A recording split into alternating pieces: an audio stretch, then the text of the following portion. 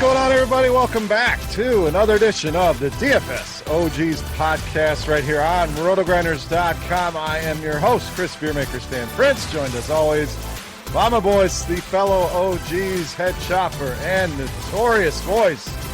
Week one in the books. Always a fun week, an interesting week. We had some big scores out there for some of our own in the RG community, so love to see it.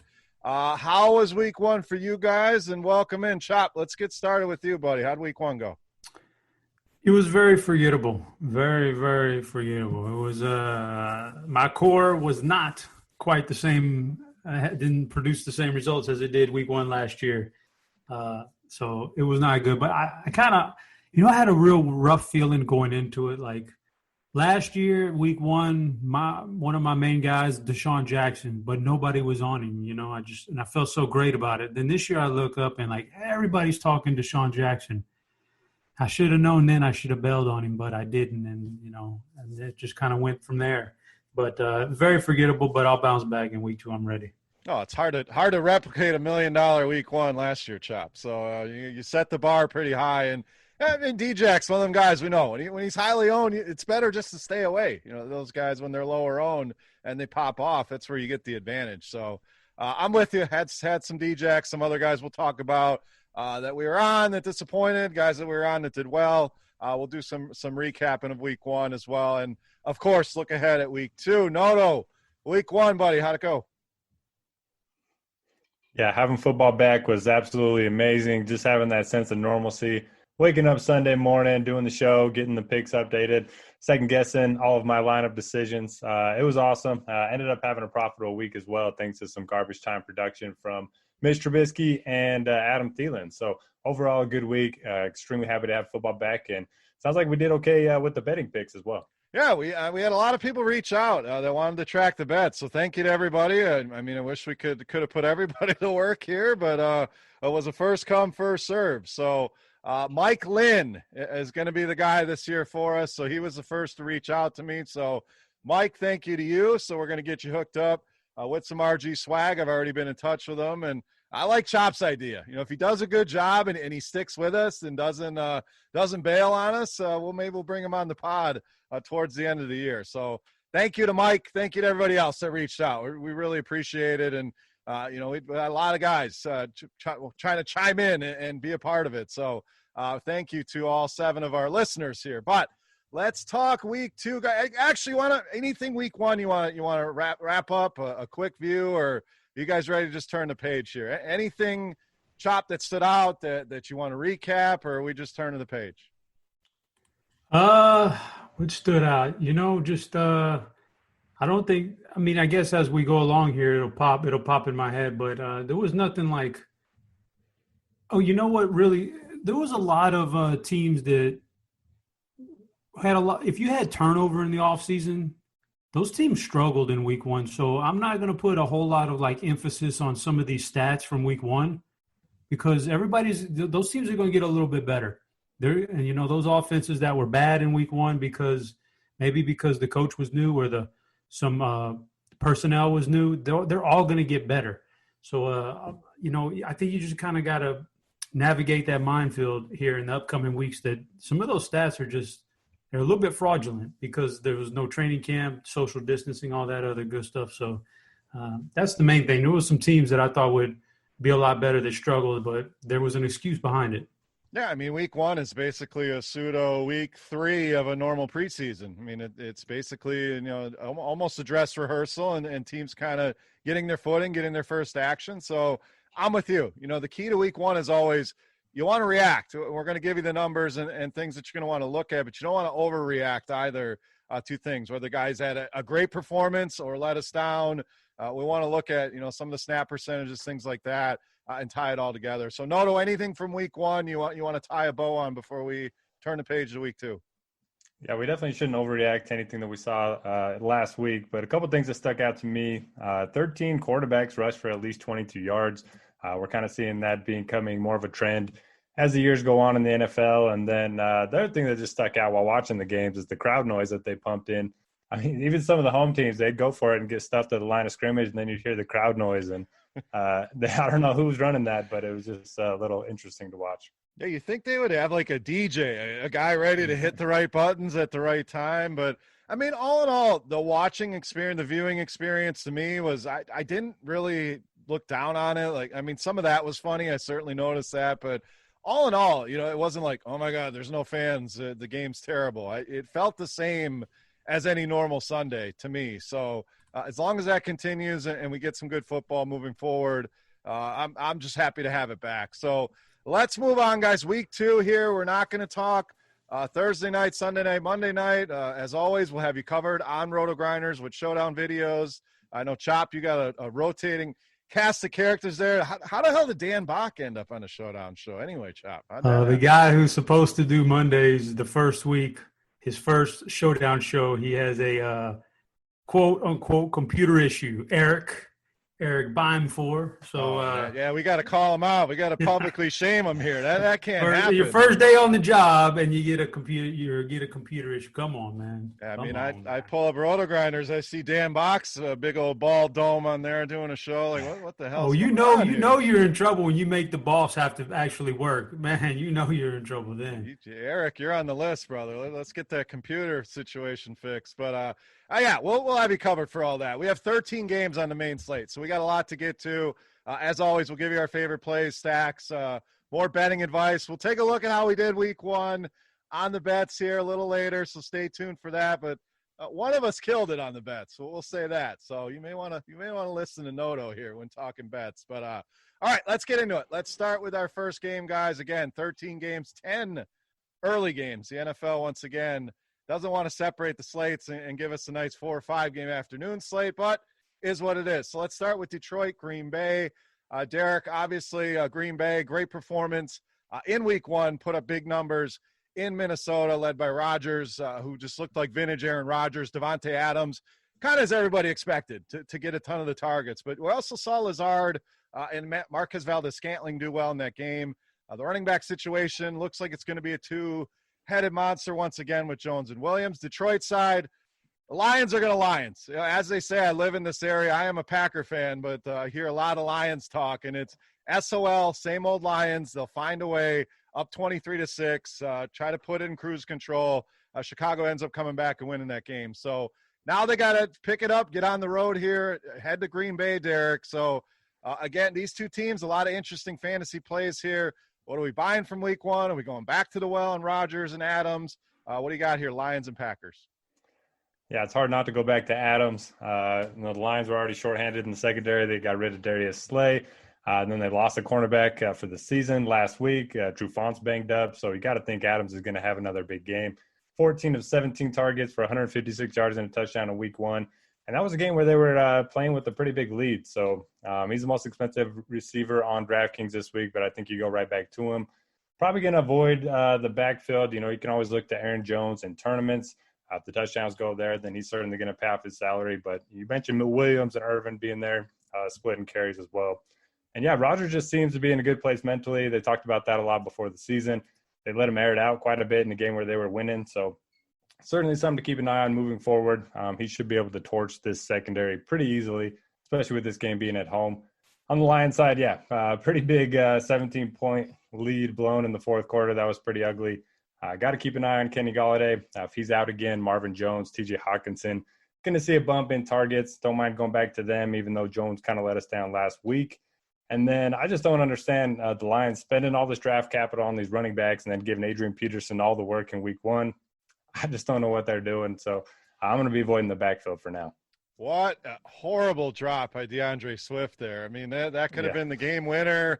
Ray saw the mistakes and losing the deficit and the lead and right in his hands, and he drops it. So, again, that kind of sums things up for the Lions. So, on that side, it's really tough to get excited about any of those running backs. The receivers, we thought it would be Marvin Jones. Amendola had a decent game. Quintez Cephas, a guy I believe Chop brought up, or one of you guys did last week, had 10 targets, didn't do a lot with it. But I think there's going to be a lot of room for production if Galladay's out again. Hawkinson found the end zone. So, Chop, quick thoughts here on this game, Packers and Lions. First thing I want to say is about the viewing experience you mentioned earlier. I should have brought this up top, but, I spent all morning long. You lead up all this time leading up to the NFL till noon kickoff on that week one. Spent all morning in the office trying to figure things out, do all that. Wrap it all up. Clock counts down to 0. Now it's time, the tradition, grab your computer or your laptop or whatever, go to the living room and start watching some Red Zone. I kick on Red Zone for the first time in a year almost, and it says I'm not signed up for that package. Now, I've had this thing since I've been in this house, right? That's several years. All of a sudden they change it up. Spectrum changes it up.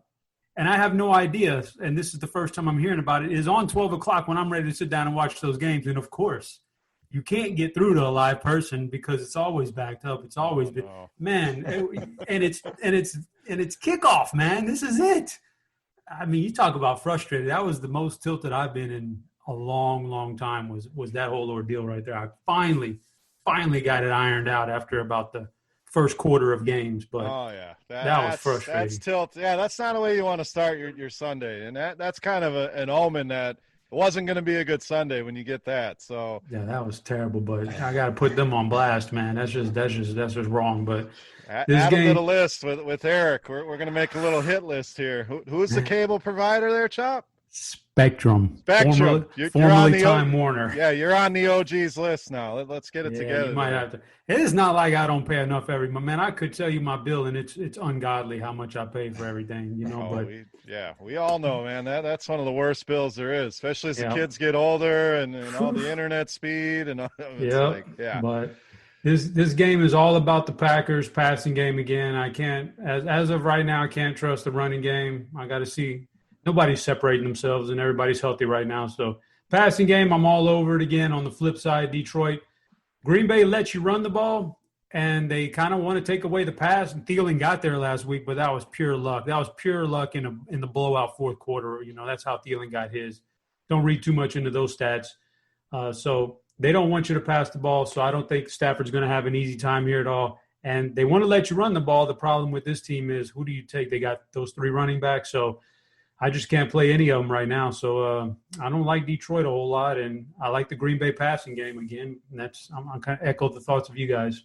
Yeah, and I think you can double stack too. And I think the question will be: is it Lazard? Is it Valdez-Scantling? To me, it's still Lazard who saw played almost every snap. Where Valdez-Scantling was in on about 2/3 of the snaps. So both put up numbers at the end of the day. But we're talking about a team total closing in on 28 guys. So they're going to score some points here.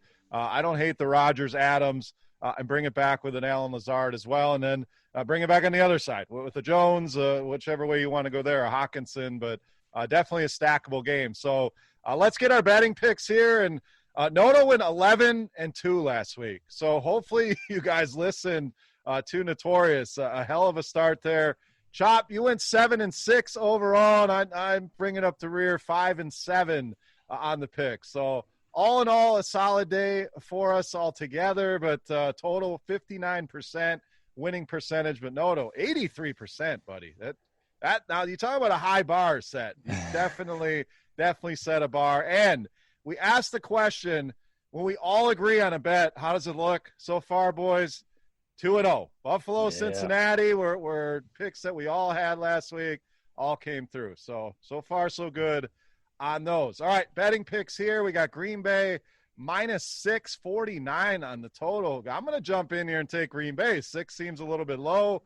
Maybe that's the fish play here, but I think the Lions, they're just going to dig themselves a hole here. I don't know how they're going to stop this offense, so I'll take Green Bay -6. Chop, what do you got? I don't think they're going to stop the offense, but because of what I saw Green Bay's defense do in the fourth quarter of a game they had in hand, I didn't like it. So I'm going to take the over in this game because I think Detroit can get some garbage points here. All right, over 49. Derek, what do you got here? -649. Yeah, I figured it'd be around 7.5. So I will take the Packers. Does feel a little fishy, but it's funny. We talked about it a little bit pre-show. We make a bet on every single one of these, and we obviously aren't betting them in real life. So I kind of forgot who I was even cheering for when I was watching the games. But good to get off to a good start. Yeah, it feels like Buffalo last week. I think we said that spread seemed a little bit low, and they kind of dominated that game. So, early on in the season, Vegas is still trying to figure these teams out as well without any preseason. So The spread's maybe a little bit lighter. Clearly, I didn't take advantage of that, but Derek was all over it. So just something to keep an eye on. Maybe it's not the fishy number. Maybe it's just Vegas getting dialed in as well. All right, next game, guys, we have San Francisco coming off a tough loss at home to Arizona, traveling to take on the Jets. A couple of injuries. In this game, we got to keep an eye on, obviously, George Kittle, knee injury, so we'll see if he's able to go. Le'Veon Bell on the other side sounds like he's going to be out for a couple of weeks. So, Shop, who takes advantage of these injuries? I mean, San Francisco, clearly the better team here. The Jets look terrible. Is there anybody that's going to capitalize on Kittle and his huge massive target volume being out of that lineup? And then do we even want a Jets running back at this point with Le'Veon Bell out? This is going to be one of those DFS games I don't have much interest in. I don't want any Jets guys. I don't care if there's value in the backfield. I don't need it against San Francisco. So Crowder had a big game. I wouldn't expect him to duplicate that this week. So I'm a hard pass on the Jets.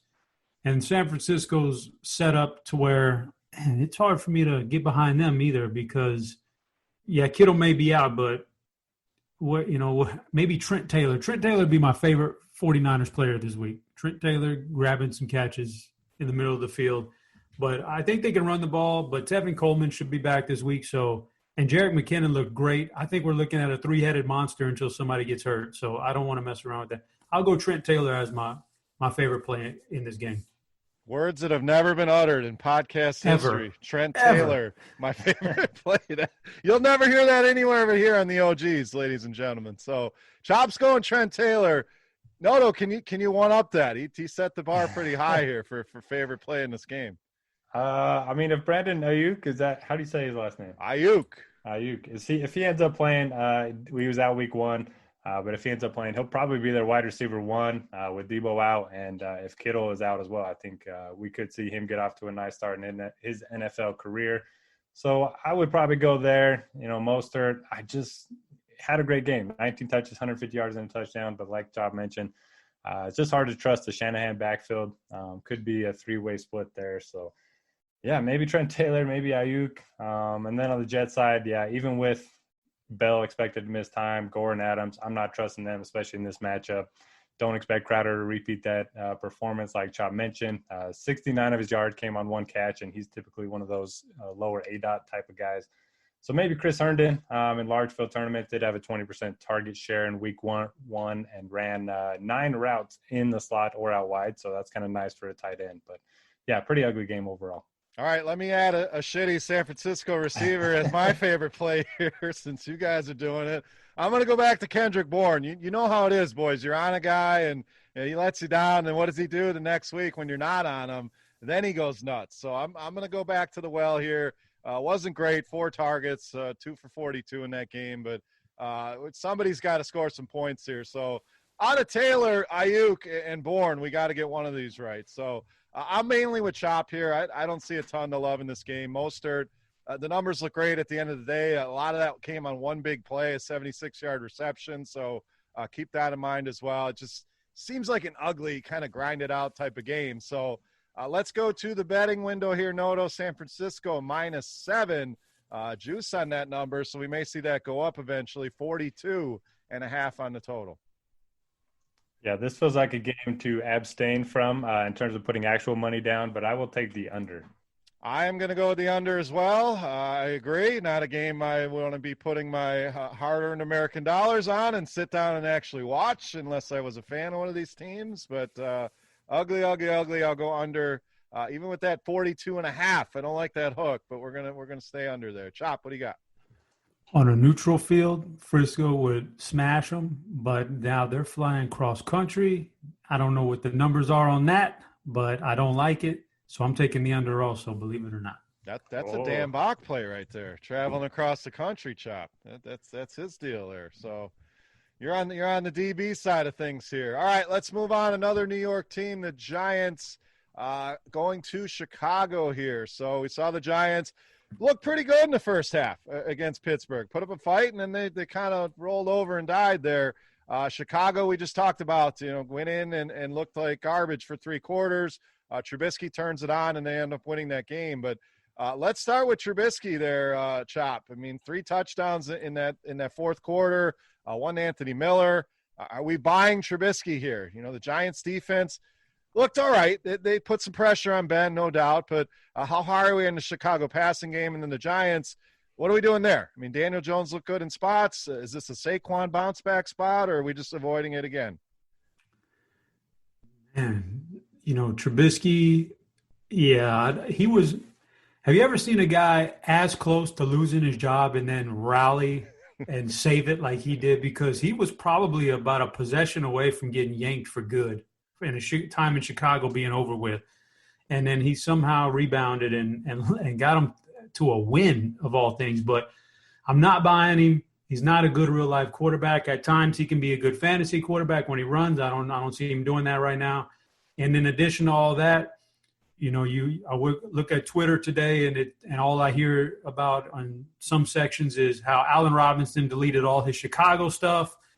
I mean, he may be on the trade block. I'm sure he's unsatisfied with his contract situation. So, like, if your number one wide receiver is not happy, and maybe who knows what's going to happen there, I can't trust the Chicago Bears offense at all. So I'm not stoked on them at all. Maybe it's Anthony Miller's week. I'm not sure, but don't like that one. I don't mind the Giants. I think the number one wide receiver, regardless of Golden Tate being back or not, I think it's clearly Darius Slayton's the best wide receiver they got. I doubted him in that first game thinking it was a fluke last year, but it wasn't. He's the best guy they got. I don't mind going back to that, but I can see him spreading it around too. Chicago's not a defense I want to pick on. But I don't mind. I don't mind Slayton. I don't mind Saquon Barkley. This has the feelings of that last game, Derek. Not a ton I like here. I think the Bears receivers are interesting. Giants receivers are okay, but nothing I'm going out of my way to get here. So same feeling for you, or are you seeing some guys you definitely want to cram in some lineups here? I mean, I have a little bit more interest in Trubisky than Chop, just because he has shown an ability to post that high ceiling. He kind of saved me last week, too. I got onto him late last week.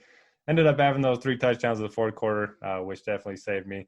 I do worry about Allen Robinson a little bit with everything that's going on there with his contract, but it is a contract year, so I don't think he can really afford to not show up and play. Then Anthony Miller is obviously a pretty good option as well. We know the Giants – much better against the run than they are against the pass. So I think it's a decent spot for Trubisky, especially at home. And then on the other side, yeah, I'm just going to be avoiding everyone for the Giants. Saquon looked more like Leonard Fournette out there, getting 6 yards on 15 carries. That was pretty bad. Yeah, there was one point, I think he had like 12 carries for -2 yards. And this was some of the worry with getting Giants like in your season-long best ball drafts was the schedule was absolutely brutal to open the season. So another tough matchup here. Going to Chicago. All right, Derek, we got Chicago -5.5 at home, another 42.5 on the total. I will take the Bears with very little confidence. All right, I'm actually going to go over here. I don't love the game from DFS purposes, which seems weird if I'm taking an over. I do think there'll be some scoring here. It's just there's a lot of different options, especially in the Giants passing game. You know, if we do get word on A-Rob, obviously that bumps up, you know, guys like Anthony Miller, Jimmy Graham even, into guys you're going to want to look at. But I do think there'll be some points in this game, so give me the over. Chop, what do you got? Give me the Giants. I think we're going to look back at Pittsburgh later on in a few weeks and say, boy, that's a really, really good team. And the Giants played with them, held in there with them for quite a while. And so I'm going to take the Giants here. All right, moving on. Next game, we have the Rams traveling to Philadelphia. Another cross-country travel here, Chops. Keep that in mind. Going to Philadelphia. Rams coming off a big win at home against your Cowboys. Kind of an ugly game there. Philly, really ugly game. Go up 17-0 and end up losing to the Washington football team. So, Chop, one team riding high after a big win, one team kind of licking their wounds here. What are you seeing from the DFS perspective? Oh, man. What I saw from the Rams was, a lot of rotating in the backfield. So I don't want to chase the Malcolm Brown 18 carries. I'll pass. And because I just think that's going to be a 3-headed monster again. So as are a lot of these situations, I think, earlier in the year with no preseason, I don't think coaches are going to want to go out and let some of these guys carry the ball 25 times. So we're going to have some rotations there. And that's one of them. Don't need that. the Rams are always going to come down to the wide receivers. Is it going to be the Woods week? Is it going to be the Cup week? It's always going to be that this year. And almost every week's going to be one of those guys with very few exceptions. Last week was Woods. This week I'll go Cooper Kupp. Jared Goff looked good, so I don't mind him. And Higbee, man, he just keeps on producing from that role that he had last year at the end of the year. So no reason to shy away from that guy again. So I like that Rams passing game. Pick your poison on the wide receiver. For Philly, I don't think I'll be rostering a Philly guy if we get word on Sunday morning that 60% of their offensive line is out again. We'll see what Lane Johnson does, but if he's out again, I can only imagine what's going to happen with Aaron Donald there. If you got three guys missing out of that offense, and it looked that bad, and Washington's not bad, but nobody in the league is like Aaron Donald. So if they're still beat up on the offensive line like that come Sunday morning, it'll be hard for Carson Wentz to do anything against this team. So, and the Rams defense looked better this week or this past week than it did all of last year. I thought they changed some things up. They looked really good. So Philly's a hard pass for me if we wake up and they're still injured. Yeah, it's a great call. I mean, I'd love to take advantage of the Rams on the ground. We saw Zeke have a pretty good game. I agree. The defense looked good, but there's still some vulnerabilities there with the Rams run D. But, I mean, you're going to trust Miles Sanders if he is back. We don't even know that yet. Still early in the week, but they're still listing him day to day. Boston Scott, we know, had his struggles and had an injury there as well. So just I agree, tough to really trust anything on either side. I mean, Robert Woods looked great on the first drive, and then they go away from him and don't give him much after that. But he'd probably be the guy that I'm looking at here. And, maybe Deshaun Jackson bounces back, but let's not forget, got some great DBs over on that Rams side led by Jalen Ramsey. So, Noto, what do we got here? There's a lot of names we can throw around, but doesn't seem to be a ton of interest in this one. Yeah, I mean, you guys brought up every single bullet point that I have for this game. So pretty much agree with everything you said. The Eagles already lost 2 offensive linemen. Lane Johnson was out last week. They gave up 8 sacks to Washington. So like Chad mentioned, Aaron Donald could have a field day here. Just got to monitor the running backs there for Philly. If Sanders is out, if Scott's out, maybe Clement's going to be a decent enough value. And then with Ramsey on Jackson, I think you look to the tight ends for Philly. And then for the Rams, just got a balanced offense where we don't really know where the ball is going to go in the passing game. Woods, Kupp, Higbee, I think they're all okay, but none that I'm really going to force into my lineups. And I agree with you guys. I'm just going to avoid the backfield for now. Brown looked good, but I think Akers is going to be pretty good as well. And they still have Henderson, who could take on a bigger role moving forward. Yeah, Brown definitely looked like the better back, but I don't think they're going to just give up on Cam Akers that quickly. So it seems like more of a hot hand approach, which is kind of what they've been hinting at. So we'll see. It's going to be frustrating most of the year trying to guess who it's going to be there. So let's get a betting pick here. Rams road favorites here, Derek. -1.5, 46 on the total. I'll go with the Rams. I mean, I know the Eagles, it's hard for them to start out 0-2 on the season, but I just like this defensive line against a shaky offensive line. I'm going to go the Eagles here. I think they respond at home. I do like their defense, and Jared Goff traditionally struggles against good defenses. So I think we're going to see a Philly team bounce back here at home. So I'll take Philly in the points here. Chop, what do you got? Yeah, all the little indicators point towards Philadelphia, because that's just the way the NFL is. But I'm going to go against my gut instinct, and I'm going to take the Rams because they really, really looked like they had bounced back from an awful year last year. They really looked impressive on Sunday night. I thought they looked good. All right, moving on. Derek, I tried to get you to get that plus 410 on the money line, whatever it was on your Jags, plus 440. I mean, you could have made those chop millions in week 1, but you backed off. Your boys responded, got a big win at home. Now they get a test here, traveling to Tennessee, who we saw on Monday night. Just an ugly game. I mean, if Gostkowski makes the kicks, they win handily in that game. But, they get it done eventually at the end. But it was ugly. So a tough spot here for your Jags, Derek. We saw Minshew look great. Robinson put up some numbers. Shenault got involved. So a lot of parts there that were intriguing. But now going to Tennessee, how much faith can we put in that? Do we want to go there in DFS? And is this just a Derrick Henry hammer spot here against this Jags run D? Yeah, so apparently the Jags were just playing coy all along. They got their eyes set on the Super Bowl. I'm back on board. No, kidding aside, Jags money line at home was like my go-to bet last year, and I should have went with it again in week 1. But honestly, that might be the best that they play all season. I just don't really have a ton of faith in this team. Chenault is going to be good. I like DJ Chark. And Minshew is going to be playing from behind in a lot of these games, but I don't really see a reason to force these guys into your lineups. If you're making a bunch, you can certainly take your shots here and there. Yeah, like you mentioned, Derrick Henry, I think you just jam him in there. He was the only running back on the team to get a touch against Denver, had 34 of them. Now he gets to face the Jaguars team that gave up pretty big games to the Colts running backs last week, and they're at home. They're big favorites.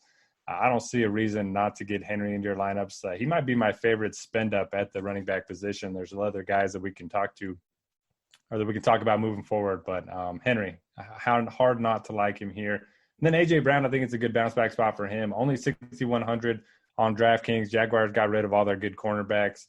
You worry about the game script a little bit, but if he comes out and gets 100 yards and a touchdown in the first 3 quarters, he's going to pay off that price point. So give me Henry, give me Brown, and I'll probably fade the Jaguars outside of large field tournaments. Yeah, I'm pretty much with you. I love Derrick Henry here. Definitely. I mean, Denver did a good job on him, and he still, put up some numbers. So what's he going to do against this team? Last game they played 19 for 159 and 2 in that game, good for 32 DraftKings points. So I just think it's a spot. He's a guy I want to load up on. More so on FanDuel, so we know he's not going to be very involved in the passing game, even as the only running back. I think they want to get him more involved. He got a couple targets, but I think this is the spot. You just want to cram him in. So, Chop, agree, disagree on Derrick Henry, A.J. Brown, and then any interest in this Jacksonville side? I mean, Minshew, Chark, any of these guys viable options here? Every time I say Derrick Henry, it's Tannehill to Brown. Every time I say Tannehill to Brown, it's Derrick Henry. So it's tough for me, man. I like Derrick Henry. I like A.J. Brown, too. I think it's a good matchup for him. I think the big thing is on the flip side where people will avoid. I like DJ Chark. A really poor week last week, but there was a piece of me that kind of expected it against the Colts defense, but I think he bounces back this week for a strong week. DJ Chark is the guy I want on Jacksonville. All right, how about a bet, Chop? We have the Titans, big home favorites here, -9, another 42.5. Yeah, man. I gotta lay the points at home. I gotta think Tennessee's going to roll, especially if they make a move at kicker and get a guy who's actually going to make the kicks. They could roll that. They could roll that spread up. I am going to agree with you.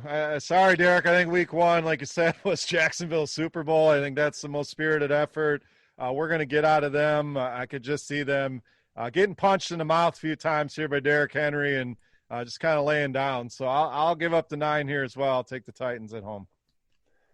Yeah, I like the Titans side as well, but I will take the over. I think it's going to be chunk play after chunk play for Tennessee. I think they'll score 30 actual points, if not more. So if Jacksonville could score 14 or so, I think the over hits. How tilting, though, is it as a Jags fan, Derek, that you've got the perfect excuse to just go ahead and tank for the best quarterback prospect that's been out since probably Peyton Manning. And then you end up winning a game. Maybe that's the one that cost you Trevor Lawrence, man. Who knows? That's just I'd be extra frustrated. I have many years of experience tilting the Jaguars, so at this point, it's just expected, Who needs Trevor Lawrence, Chop, when you have the stash? The man himself, Gardner Minshew. Come on. That'd be some good trade bait, man. Trade bait. There you go. Derek, can I interest you in plus 325 on the money line this week? No, you cannot. All right, so you people, you know what that means. Load up that money line. Jags are going to pull off the upset here. All right, we'll get back to beer and the guys here in just a moment, but it's great having fantasy football back. You all know that. There's no better place to get in on all the action than DraftKings, the leader in one-day fantasy sports. To add to this week's excitement, DraftKings has millions of dollars in prizes up for grabs. If you haven't tried DraftKings yet, you need to head over to the App Store now because you don't want to miss out. Millions of dollars on the line. And nothing better than sweating your games on a Sunday. It's simple. Pick your lineup, stay under the salary cap, see how your teams stack up against the competition. So here's what you got to do. Download that DraftKings app now. Use code GRIND, that's GRIND. For a limited time, new users going to get a free shot at millions of dollars in prizes. Don't miss out on this Week 2 action. Enter code GRIND to get a free shot at millions of dollars in prizes with your first deposit. That's GRIND, GRIND, at DraftKings. Make it rain. Minimum $5 deposit required. Eligibility restrictions apply. See DraftKings.com for details. All right, back to Beer and the Boys and the DFS OGs. All right, let's move on past Derek's Jacksonville Jags. Another 1 o'clock game, Carolina and Tampa Bay. So Carolina, it's going to be a team we want to target all year long. You know, we saw Oakland. We all talked about Josh Jacobs. We saw him be heavily owned in DFS. He paid that off easily. Now Tampa Bay, Derek, they struggled with that New Orleans defense. Who do we go to here? We know they're going to respond. We know they're going to play better. We know we're going to get better out of the passing game, the running game, but who are the targets here that we want for Tampa Bay against this terrible defense? Well, Arian said Ronald Jones was going to be the guy, and he got 17 of the 22 running back carries against the Saints. He didn't look terrible, so I guess you can take a shot on him in tournaments. Carolina, one of the youngest defenses we've ever seen, and they looked pretty bad at home last week against the Raiders.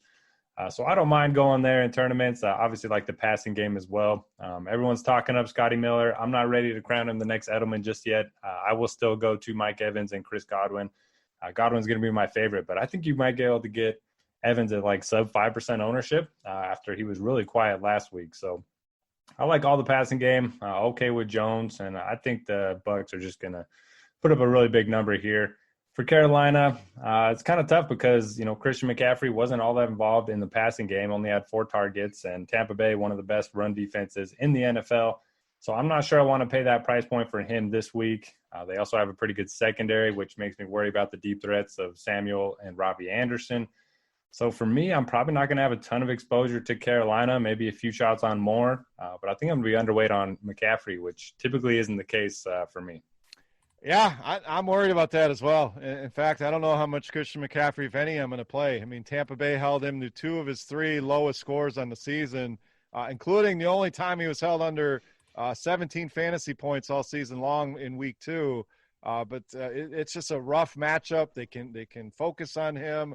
We saw Robbie Anderson have the big game chop. DJ Moore, maybe a guy we can look at as a guy people will write off too early. But talk about McCaffrey, those Panthers receivers, and then Tampa Bay. Somebody's going to get it done. They're going to put points on the board. You lean in the passing game or the running game here?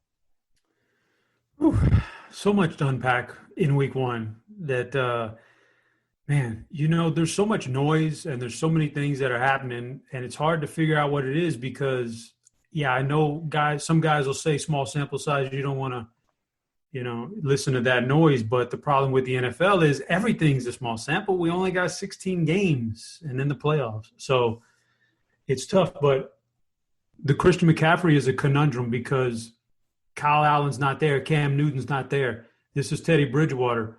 Will Teddy check down just like those other guys used to do? So will Christian's receiving value be as high as it was that past year? Like, who knows? That's going to – like Austin Eckler's over there in San Diego getting 1 target in week 1 of a game that they were struggling on offense. And then meanwhile, his former quarterback, Phillip Rivers, is in Indianapolis checking down to Nyheim Hines and Jonathan Taylor like all day long. And you realize, oh, shoot, Eckler doesn't have that no more. Now he's got Tyrod who's not doing it. So Christian McCaffrey's the same way. Will Teddy Bridgewater be the check down guy? I don't know if that value's ever going to – I don't know if I'm ever going to be able to play him at 10K again. Like, at least right now, until he shows me a little something that he's going to get the same passing game work. So I'm with you. Hard pass, I think, on McCaffrey just because that salary is too much for me. And then, you know, Robbie Anderson was the guy just as much as DJ Moore. That's a tough one to swallow right there. Who knows? That's going to be a 2-headed monster. So not super stoked on the Carolina offense just because it's going to be spread out a lot. On the flip side, in what world – I mean, I guess from us as non-fans of a team or a player, you can see Brady is washed. Why would you sign him? You know, I mean, I guess you can't see. I guess you're just buying into all the rings and stuff and things he did a decade ago, but he's washed, man. He can only check down now. He can't get the ball downfield. So I have major, major issues thinking Mike Evans is going to catch those home runs anymore. Chris Godwin might be okay because he can catch some shorter stuff, but Tom Brady's not going to get the ball downfield. He's nice and accurate underneath and in the short passing game, but he's not a downfield guy. So this is going to be a game manager. I don't know, man. I just got to see how it plays out a little bit. But I do know I won't be going to a tight end because Gronk is also washed.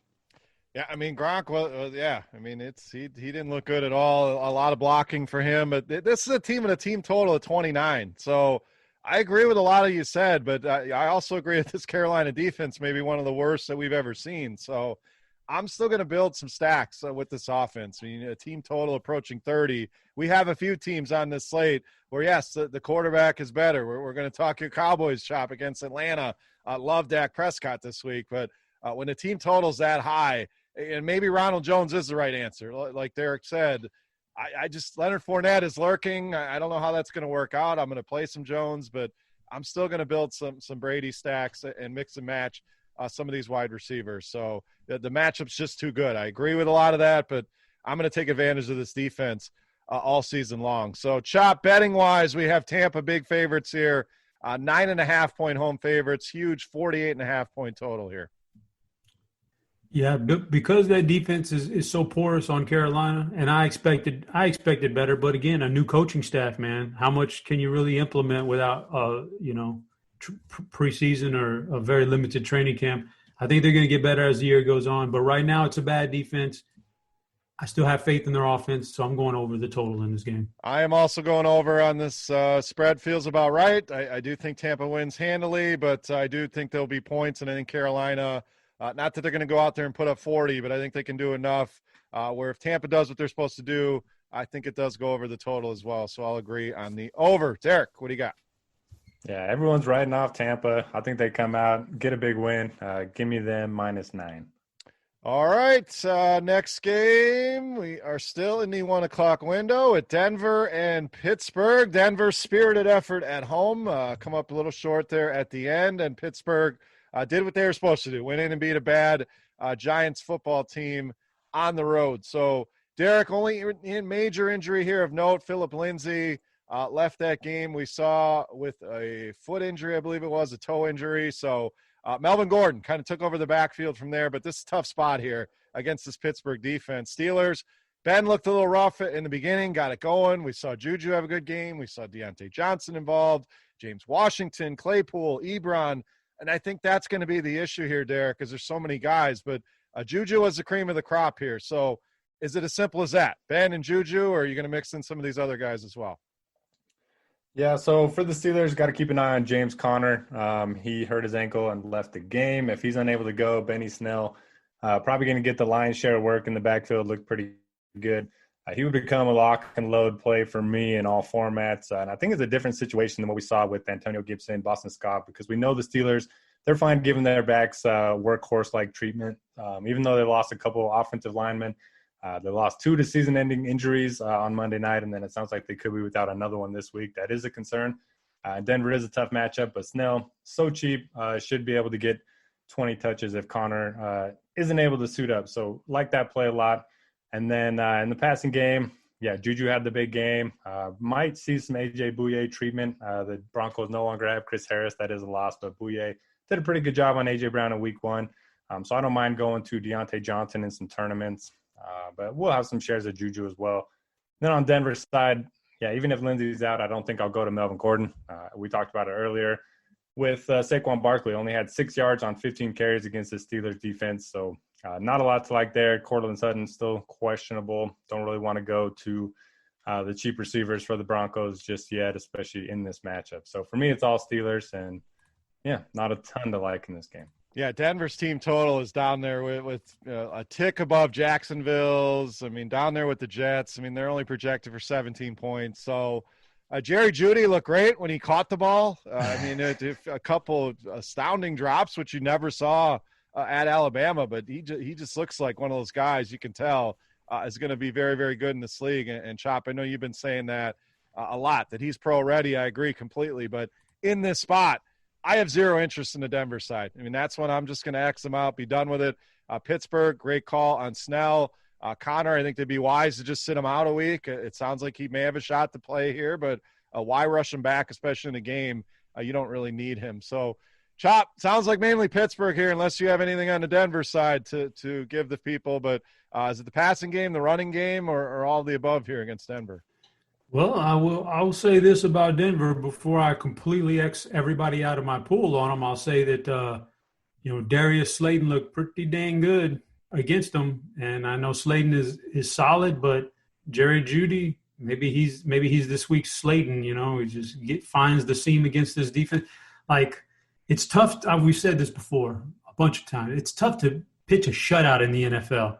The opposing team's going to score something at some point in the game, even if it's junk time, garbage time. Who's going to get it? I mean, Jerry Jeudy's the most likeliest, in my opinion, to get it based on what I saw on Monday night against the Giants for this defense. So I wouldn't X out Jerry Jeudy. That's about it. But on the Pittsburgh side, I also said this for many years, that there comes a point in a time where in a running back's career where they just hit the wall. For some guys like Emmitt Smith, it was, a dozen years into the league before it finally happened. And for some guys, it happens pretty quick. James Conner has hit the running back wall. He is officially washed. And if I was Pittsburgh, I'd be looking to get Benny Snell more involved as quick as possible. So even if James Conner's active and they say he's a starting, I don't want any James Conner. He's done. He's washed up, man. So hard pass on that if he's active. If he's not active, Benny Snell would be a great play because he's the better running back right now. Juju's the alpha wide receiver. That's the guy. But in this offense, Ben has always made it a point to get number 2 and number 3, even sometimes number 4 involved. So Deontay, James Washington, even Claypool, still on the radar, but Juju's the number 1 guy. Yeah, Snell looked great. I mean, last season we saw him, and it did not look good. Explosive. Came into camp, lost some weight, put some muscle on, and he looks the part. Looked explosive, and if he's given that role, I agree. Big home favorite is where we want our running backs.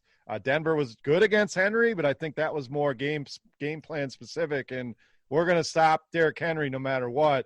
I don't know if their run D is that good. We know they're missing Von Miller, major pieces off that defense, so I wouldn't buy in too much to their run D being something to worry about here. So, Chop, betting-wise, Pittsburgh, 7.5-point home favorites, 41.5 on the total.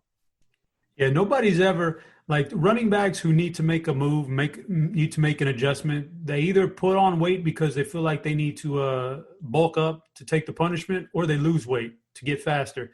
No running backs – I've never seen a running back put on weight and become a better running back. But I've seen a lot of them lose the weight and get faster and become really good. So, yeah, Benny Snell's that guy. He's the breakout guy. But, man, this is a tough call. That's a lot of points for a pretty decent Denver team. I'm going to say Pittsburgh at home covers it, though. I'll take Pittsburgh. I am going to go with Denver here. I think it'll be a close game. Again, they did put up a spirited effort there against a good Tennessee team. I know they're traveling here, but I have a feeling Broncos keep this one close. So I'll go with Denver plus the 7.5. Noto, what do you got? Chopper, you saying Eddie Lacy, when he put on weight, didn't become a better running back?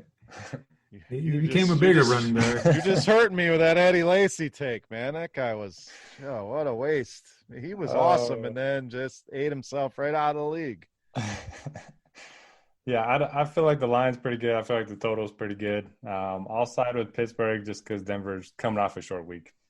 All right, Chop, we get to talk your Cowboys here, and tough loss there to the Rams, but now a home tilt with this Atlanta defense. I think this is another smash spot for everybody here. So I guess prioritize who you want in this Dallas attack, and then Atlanta, we kind of saw the same thing. Everybody, all the receivers went off, including Russell Gage. Gurley got in the end zone. He looked all right. Hayden Hurst about the only guy that didn't get there. So is this just to stack it up a million ways? A lot of people are going to do that. How do we do it differently? And then is it Zeke? Is it Dak? Is it everybody? Who are the Dallas pieces you want the most? Ooh, I mean, I can't even say. I have no idea. Like, they're all in play. We say this maybe about once a week on a game, maybe once every 2 weeks, but everybody's in play here. They're all in play. Dallas is going to score points. By the way, they got robbed. Come on. What a terrible offensive pass interference call, man. That was pretty bad. Yeah, that's awful. But they're going to score points, man. Another new coaching staff. That was a preseason game. teams like this will get better as the weeks go on. So offense will be better as we go on. They'll score some points. But, man, there's so many weapons here. I couldn't even – Amari at home is always the guy you want to play. So I'm going to say Amari number one, but wouldn't surprise me to see Gallup or Lamb get there. Wouldn't surprise me to see Elliott vulture another 2 or 3 touchdowns. You get down inside the 5. That's what he does. So everybody's in play for Dallas. And on Atlanta, it's the same thing. I probably don't want Gurley because I don't believe in the game script this week for him. But you never know when Julio falls down inside the 2 like he always does. That's Gurley's touchdowns, so you never know when he's going to put 2 or 3 of them up. But the passing game for Atlanta, that could go anyway. That could go Julio or Ridley or Hayden Hurst. This may be the Hayden Hurst week, but all these players are all in play this week. I couldn't even narrow it down. Yeah, I mean, this is stack them up, and I think keeping an eye on ownership here. Some of the guys are going to fall through the cracks, and maybe it's Lamb, maybe it's Gallup, maybe it's Ridley, but I think that's the way I'll be handling this. Is I definitely want exposure to this game, but I want to grab those secondary pieces, the guys that are going to be less owned in this game. I absolutely love Dak in this spot. I think he responds in a big way here, so pairing him up with some of those guys. Blake Jarwin, unfortunately, went down. That was tough. I thought he would be a breakout tight end this season, but I think that makes the target spread even more to the receivers, as I don't think any of those other tight ends there are going to kind of fill that void. So lots to love here, Derek. Anything standing out above the rest? Anything you're avoiding here? I mean, this should just be one of those shootout games that we love to see in DFS. I think you made a great point, Beer. The way to get leverage on these high total games isn't to fade them. It's to find the lower owned pieces that have a bunch of upside. So like Chop mentioned, everyone's in play here. But the guys that are going to get overlooked, I think Gallup's kind of, flying under the radar a little bit. CD Lamb, you mentioned Jarwin being out. Maybe he gets a few more targets over the middle. Amari Cooper, Zeke, Dak, all strong plays, especially, in single entry cash games, those type of contests. Amari Cooper, 23 fantasy points per game at home last year compared to only 9 fantasy points per game on the road. And only 6,300. I expect him to be super chalky on DraftKings. Atlanta, I like Julio. I like Ridley. I won't be going back to Gage. It's kind of crazy that all 3 of them topped 100 receiving yards last week, but it was a perfect game script. They ran at home, indoors. They fell behind early against the Seahawks. So I like Julio, Ridley, and then Hurst. Only caught 3 balls, but I think he's going to, have a breakout week sooner rather than later. And Gurley wasn't terrible. I mean, he wasn't involved in the passing game all that much, but he still got 14 carries and a touchdown in a bad game script. So, yeah, stack up this game, but don't be afraid to take some of those lower-owned pieces. All right, spread betting-wise, we got Dallas at home -5.5, 52 on the total, Derek. If you like all the guys in DFS, take the over. The over it is. I'm going to go Dallas here. I think they're the way better team. I think they're going to easily win this game. The spread seems too low. A little nervous about that, but I think Dallas wins by double digits. So give me the Cowboys -5.5. Chop. Yeah, I'm going to go Dallas. I know that they're going to put up points. There's a piece of me that thinks maybe Atlanta doesn't quite keep pace. So Dallas is the team I'm going with. All right, next game. We got 2 more games here on the 1:00 Eastern portion of the slate. You're listening to the DFS OGs podcast for week 2. Thank you, as always, for tuning in. Next game for us, Chop. We got Vikings and Colts, 2 teams disappointed after week 1 with their losses.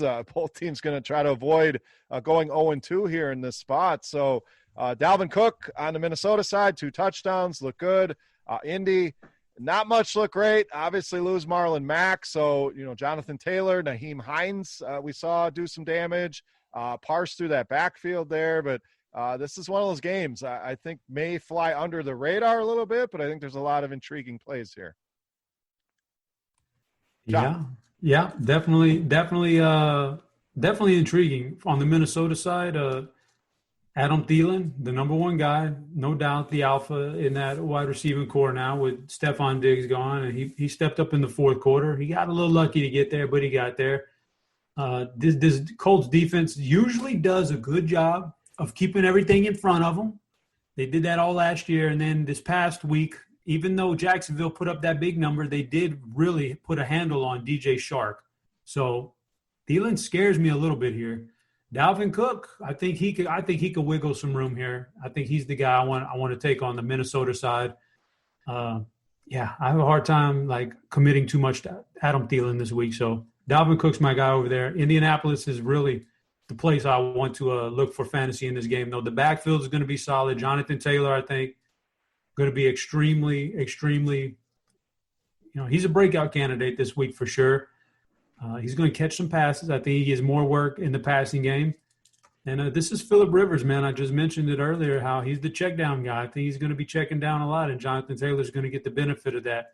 And also what Phillip Rivers does is locks into a guy over the middle, and he did it for many years there in San Diego or L.A., whatever he was there. He did it for a lot of years with Keenan Allen, and now he's got Paris Campbell. That's his equivalent right here. So I like Paris Campbell. I like Jonathan Taylor. T.Y. scares me because he needs to hit home runs, and Phillip Rivers, similar to Brady, just can't get the ball downfield anymore like that. So that scares me. But Paris and Jonathan Taylor are my guys. Yeah, I agree completely. Paris looked great, looked explosive, looked like the guy they wanted him to be, and saw a bunch of targets. And like you said, that's Rivers' game. Taylor's going to step into that starting running back role. Frank Reich came out and said he's our guy. We know Hines is going to have value because Rivers loves to throw the running back. So I think all three of those guys are in play. Minnesota, I agree on Thielen. I mean, he is the only show in town, and maybe they get down and he racks up a bunch of numbers again. But I'd rather not go back to that and kind of chase those points. I do like him over the course of the season, but I think I'm going to be a little less on the field on Thielen this week. So, Derek, thoughts here, Vikings and Colts. Yeah, like Taylor, like Campbell, but also like Hines and Hilton. The Vikings, one of the worst secondaries in the NFL. I know Hilton, maybe the deep balls aren't going to be there this year, but I think he can break one. I think he's going to get open time and time again. Very good indoors, like we talk about each and every week. And then Nyheim Hines, I mean, he was getting red zone carries. He had 8 catches last week. You guys mentioned Phillip Rivers locking into those running backs out of the backfield. So I think you can play either one of them, and I think you can play either of the receivers as well, and I certainly don't hate Doyle over the middle too. I think it's a really good spot for the Colts offense at home. I'll disagree with you guys. I do like Thielen. We mentioned the Colts like to keep everything in front of them. They play that Tampa too, and Thielen runs a lot of routes over the middle. He gets some deep shots as well, but I just think he's going to get peppered with targets. I know the Vikings don't want to throw the ball. They only threw the ball 4 times in the first half against the Packers, which is kind of crazy. But once they did start throwing the ball, it was all the Thielen. I think that's going to continue. Fine with Dalvin Cook, but I do worry about Madison coming in. We saw him get some red zone carries. He's always capable of breaking a long one too. So, I like Thielen the most on the Vikings. Stackable game here for sure, and it kind of reflects in the total. It's 48, Derek. We have Colts 3-point favorites at home. I think the Colts offense is going to play really well in this one, and I think the Vikings are going to put up points late, so I will take the over. I'm going to agree. I'll take the over here. I don't think either of these defenses are very good. That Minnesota secondary is terrible. We saw Adams go nuts against them, so I actually don't mind the T.Y. call as much as I despise T.Y. for some reason. I think he's playable here along with Campbell, but over for me here as well. Chop, what do you got? I think the Colts defense is going to be a lot better this week at home against the Vikings than it was last week. So, a lot better. So, I'm going to take Indianapolis. All right, last game in the 1 o'clock window. Shouldn't be much here. Buffalo and Miami. Small 41-point total here. The Bills 5.5-point favorites. So, I want to kind of speed things up here and get you guys out of here in a timely manner. So, Chop, kind of quick thoughts here on this game, unless you're seeing something I'm not seeing. It looks like a mess on both sides of the ball. Yeah, as of right now, I don't have a lot of interest in Miami. And for Buffalo, I do like the Josh Allen to Stephon Diggs connection this week. All right, Derek, what do you got? Man, the only injury here of note, Devontae Parker, so maybe that opens up some value with Miami. But against Tre'Davious White, I mean, you kind of take Preston Williams out of play. Yeah. The Buffalo running backs, we saw kind of split things evenly. So what do you got here real quick, Buffalo and Miami?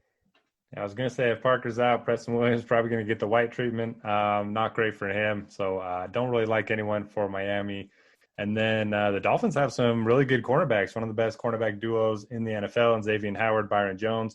So I think they can at least keep, John Brown and Stephon Diggs under wraps a little bit. So I think this is a full fade for me. All right, Buffalo minus 5.5 on the road, 41 on that total, Derek. Oh man, I don't know. Buffalo overperformed in week 1. I guess you could say Miami underperformed. So I'll just take the home underdog here. All right, I'm going to go Buffalo. I just think they're a much better team than Miami. I'm going to keep it very simple there. So give me the Bills. Chop, what do you got? I want the under in this game. Under 41. All right, let's move to the 4 o'clock window, and not much of a doozy here. Washington and Arizona, 2 teams coming off of wins here. Chop, we'll start with you. And DeAndre Hopkins, and I know you mentioned him last week. I know a lot of people were hesitant in season-long and best balls, but tough to argue with that week 1 performance. Kyler Murray looked great. The running backs look good here, so I think it's another good spot for Arizona. Washington got the win. You got to give them credit for fighting back here, but kind of ugly stat-wise. You know, not many guys really got there, as we say. Logan Thomas did score a touchdown for a cheap price tag, but Gibson was kind of a disappointment. So Washington, Arizona, Chop, what are you thinking here? I'm thinking I don't mind going back to Terry McLaurin this week, even though he was a little bit disappointing. Don't hate Dwayne Haskins at the price tag. I'm a cheap quarterback guy. Don't want to partake in that backfield. Logan Thomas, nice little tight end sleeper, I guess. The price tag, I wish it was a little bit lower, but I live with it. It's Logan Thomas. On the flip side, I mean, a lot of people over the summer were led to believe that Cliff Kingsbury spreads it around, so Hopkins was kind of wasted. I mean, I guess they haven't watched much college, but there can be a number 1 alpha in a Cliff Kingsbury system, guys, and DeAndre's it. Christian Kirk is highly overrated, has been. Fitzgerald's washed. They're not giving Isabella a chance, so Hopkins is the clear number 1 guy. In this matchup, I like Kyler to DeAndre again. And I like Kenyon Drake. That 3-headed monster, those 3 guys are going to be in play just about every week against just about every matchup. All right, Derek, what do you got here? Washington football team. I almost said the R word going against the Cardinals. Yeah, I agree with everything Chop said. It's a 3-headed monster in Arizona with Kyler Murray, Kenyon Drake, DeAndre Hopkins. Kirk had 1 catch for 0 yards in week 1, and then Hopkins had 14 for $151. So like going back there, I think Drake's going to have a breakout game here shortly. Washington does have a pretty good front 7. They're more vulnerable in the secondary. So Hopkins probably a better matchup. I still like Drake at home. And then for Washington, yeah, I love the Logan Thomas call. Only 3,600 for the longest time. We've been streaming tight ends against Arizona. I know they picked up somebody that should have helped them in the offseason in terms of covering tight ends, but until we see that actually come to fruition, I'll keep playing the cheap tight ends against them. And Terry McLaurin, just play him in tournaments every week. He could easily go for 100-plus yards and a touchdown. Cardinals minus 6.5 at home, 46.5 on the total. Derek. I will take the Cardinals minus 6.5. I will agree with that. I was going to go over, but that seems like a pretty solid number here. And I worry about Washington's ability to score points on the road. You know, they put up some points in week 1, but I think this is going to be an offense that struggles to find the end zone. So I'll agree with you there. Chop, what do you got? Is Isaiah Simmons was supposed to be the tight end stopper, but he's a rookie. No training camp, no preseason really. So give him time. But I don't think this is the week yet, though. He's still young. So I think I like the over here. I think Washington has a chance to put up points, and I know Arizona can. So I'm gonna take the over. All right, next game we got Chiefs and the Chargers. So Chiefs, we saw look like the juggernaut that they are on opening night. The Chargers. An ugly game there in Cincinnati. So they get it done, but was not pretty there with Tyrod in company. So, Chop, what do you got here? A good defense here against this Kansas City offense. So, expensive prices on these guys as always. Who are we prioritizing here? Is it Mahomes? Is it Tyreek? Is it Kelsey? Obviously, a combination of those guys. Clyde Edwards-Helaire looked like the real deal here. Only 7,400 on DraftKings. So, what Chiefs parts do we want, and do we want anything on the LA side of things? Oh, man. You know, Edwards-Helaire is going to be in play every week because even in the matchups that don't look good, they'll just let him catch some passes. He's got that in his arsenal. So he's in play every week. Last week and for the last 2 matchups against Houston, they've done a great job on Tyreek, so I don't take anything away from that. This week, I think he'll get a little bit more loose. And so I think it's a Tyreek Hill week. Mahomes to Tyreek is the play I want on that side of the ball. For the Chargers, man, they just didn't look good against Cincinnati. This is a good defense for Kansas City. Tyrod's nothing more than a game manager. I'm not playing Tyrod. A lot of the the projections will tell you, oh, he's a nice for that price tag. Yeah, he's a good cash game play. Man, I'll pass. I'll pass. He's just not very good, to be honest with you. And he saps the value away from Eckler if he's not going to check down to him. He did target Mike Williams. That was good. Maybe this is Mike Williams is going to supplant Keenan Allen because maybe Tyrod can get it downfield better than Phillip Rivers did. So keep your eye on Mike Williams going forward. But I think Tyrod kind of torpedoes a lot of this offensive value here. I don't know. I can't mess around. Right now, it's just not coming to me. I can't force it, Beer. I just can't force it. I'm with you. This team I didn't like in the preseason, and I don't really like them here. I mean, they're gonna. The thing is, they're playing Kansas City, so they're gonna need to muster up some offense. So if there's one guy, I don't mind going back to Austin Eckler. I know a lot of people are down on him, and he didn't see the dump offs that Phillip Rivers gave him, but they're gonna need him in this game, and if he's gonna be low owned. I just see this team playing from behind, or even if they're competitive, he's going to have to be a big part of that. So agree completely with Tyrod Chop. I don't get it. People were talking about him in best ball. I saw him in a lot of week one optimal lineups, and it's just a matter of time before Justin Herbert is ready to take over here. So back to this game, though. I do like Eckler, and I'm fine with all the Chiefs. I think you can stack them up a bunch of different ways, as always. Probably go right back to Kelsey here. Once again in this matchup. Good corners here for this Chargers team. So maybe they lock up Tyreek Hill and Sammy Watkins. That leaves some things open for Travis Kelsey. So, Derek, what do you got here, Chargers and Chiefs? Yeah, I agree with you, Beer. I like Austin Eckler to bounce back, at least for tournaments. Only had one target last week. One of his biggest strengths is catching the ball out of the backfield. Hopefully the coaching staff sees this, corrects it, gets him the ball in open space. And they are going to be playing from behind. So, I like that in tournaments. I know Joshua Kelly looked good, but they just paid Eckler in the offseason. So I like that. Kind of agree with you guys on Tyrod. I know he's cheap. He probably gives you a decent enough floor in this game, but I just don't really know what to expect from this passing game. So Eckler's really the only guy I want on the Chargers. And, yeah, Tyreek Hill against Chris Harris, that should be a fun matchup to watch. I do think it could open up targets for Kelsey, like you mentioned, Beer. And I really don't understand the little Twitter bubble that we live in. I mean, Clyde Edwards-Helaire, 25 touches. I had a really good game, scored a touchdown, and then I get on Twitter, and they're just saying, oh, he wasn't in there to pass block. He only had one target. And everyone's just already saying, like, he can't. I just don't get it. That doesn't mean he's not going to get targets moving forward. He had a good game. I thought it was a positive more than anything else. Yeah, I mean, the guy looked like a stud. So, I mean, if I don't think they want him to be a pass block specialist, obviously, to protect Mahomes, but he looked the part, and I don't get that either. It's never good enough for some of our Twitterverse, but he's a stud in my book. So let's go to the betting window here, Derek. Chiefs, big road favorites here, -8.5, 47 is that total. Oh, man, that's a lot of points for a road favorite, especially in the division. It doesn't feel right, but I'll just take the Chargers 8.5. All right, I'm going to go to the over. We know the Chiefs are going to score. I do like this Chargers defense, but the Chiefs are going to score against anybody, and I think the Chargers can do enough on the other side to take us over that total. Chop, what do you got?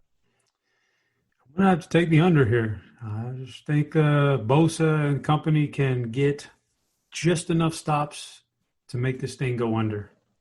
Now, the real reason Chop took the under is Beer went 5-7 last week, so he's like, I'm just gonna do opposite what he says, and I should have a winning week. So that's not a bad strategy either, Chop. I don't blame you for that, and the listeners feel free to use that as well. Go the opposite of my picks, and hopefully make some money out there.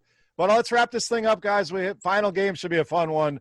Chop, we'll go to you here. Baltimore and Houston, obviously two of the best quarterbacks in the league matching up here. That Houston defense, definitely vulnerable here. So Lamar Jackson, 500 more than Patrick Mahomes here on the main slate. Is he the top quarterback? Is he a priority for you? If we're not spending on McCaffrey, maybe we go to Lamar. And then the other side, a tough matchup here with Baltimore. We know they have all those receivers. Will Fuller was the guy in week one. What are we doing here, Chop? Wrap us up, Ravens and Texans. Yes, I think Lamar is the number one quarterback this week. The backfield, again, split carries. I don't know how much to read into it because that game was a blowout pretty early. So maybe Dobbins going in there and getting his 8 carries or whatever was more of a product of, well, it's a blowout by then. I don't know. I do know I worry for the season. I'm very, as CSU Ram would say, I'm very bullish. I'm very bullish on Marquise Brown. But in this matchup, we just saw this same guy take away Tyreek Hill. Bradley Roby did a real good job on Tyreek Hill. He's a good cornerback. So I worry about Marquise, but of course Marquise can beat anybody on one play, and it only takes one play. But I'm worried about him, so I'm going to go to Mark Andrews because he's a lock and load for me on a site like FanDuel that heavily weighs touchdowns. He's just he's got to be an odds-on favorite to get a touchdown just about every week, and in this matchup is no different. So Mark Andrews, really good tight end play. On the flip side, Deshaun could always put it up even in garbage time. David Johnson looked good. Don't know if I want him in this matchup, though. Will Fuller looked good. I don't mind going back to Will Fuller, I guess. Can't really trust Cooks. Can't really trust Cobb. They didn't get the ball to those guys enough, so that's a tough one. But I think somehow Deshaun manufactures some points here. So I don't know who to pair him with, though. I guess Will Fuller. Yeah, Fuller for me. I definitely want these Baltimore stacks. I mean, we saw Kelsey find the end zone against his team in week 1. Andrews looked phenomenal. He's going to be running more routes than he was last season when he put up great numbers. So it's not a fluke there with Mark Andrews. So give me him. Give me Hollywood with Lamar. Give me both of them. Running it back with some Will Fuller. I think that's the stacks I'm going to go with here. So, Derek, anything different? Agree with that? Disagree? Anything more on the Houston side we can dig out here? Finish us off here, Ravens and Texans. Yeah, you guys pretty much hit on everything that I wanted to with the Ravens. Lamar's top quarterback play of the week. Andrews, one of the top tight end plays. Get some Marquise Brown in tournaments. For the Texans, the only other thing I wanted to mention is Duke Johnson's questionable, and David Johnson looked pretty good in week 1. That surprised me a little bit. He looked more than washed last year in Arizona. So, they traded Hopkins for him. They're going to give him a workload, and it's a game where they will be trailing. So maybe it's one of those games where he can rack up 6 to 8 catches and easily pay off that price point. It's pretty cheap across the industry. All right, Ravens minus 6.5 here, Derek. Heavy juice on that, so probably minus 7 here by the time the people hear the pod. So we'll go with 7 and 52 on the total. Ooh, I would have said 6.5 for sure. So give me the over. I'm going to go Baltimore here, even with the 7. Again, they're the much better team. Houston, I like Watson. I think they'll put up some points here, but Baltimore for me minus 7. Chop, what do you got? Man, you got me with the 7. I was really expecting 6.5. You got me, but had to throw a curveball in there. I just feel like Baltimore is too many ways in which they can get this done, and Houston's really limited, and then the home field advantage is not as great as it was in every other year because of the crowd. So I'll say Baltimore. All right, that will wrap us up, guys. Any final thoughts here? Bold calls? Anything you want to talk about here before we get out of here for week 2? John, no bold calls. I'm still playing it by ear. It's going to be a weird season, and it's going to be weird up until the first 3 or 4 weeks of the year. And then we can see how things start playing out. So, I'm tempering my expectations. Getting those data points, taking in the information week by week. So again, don't underreact to things. Don't overreact either. Just looking at those numbers and keep an eye on the ownership. I think that'll be important in some of these higher total games like this one and that Atlanta-Dallas game. Derek, final thoughts here for week 2. Yeah, just trying not to overreact too much to week 1. We only have 1 week of data to work with, so everyone's just ready to throw out stats and all that. So just don't be afraid to take some of the guys that got off the slower starts. Doesn't mean 1 week is going to lead to everything. So yeah, good luck in week 2, and it's been a lot of fun. So let's get it. Absolutely. So for Notorious, for Head Chopper, I am Beer saying salut, guys. Thanks as always for listening. Good luck here, and we'll see you next week.